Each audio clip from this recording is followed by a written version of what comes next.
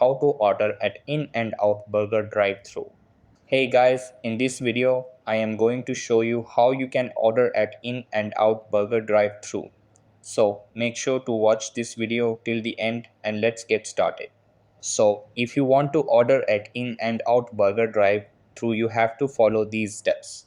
Firstly, review the menu and choose the items that you want to eat.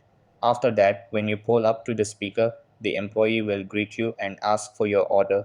Clearly state your order, including any secret menu items if you're choosing those, and you can also customize your order further by asking for extra pickles, no onions, etc. Then the employee will repeat your order back to you. Confirm that everything is correct. After that, drive up to the first window to pay and then pick up your order at the next window. So that's how you can order at In and Out Burger drive-thru. That's all for this video.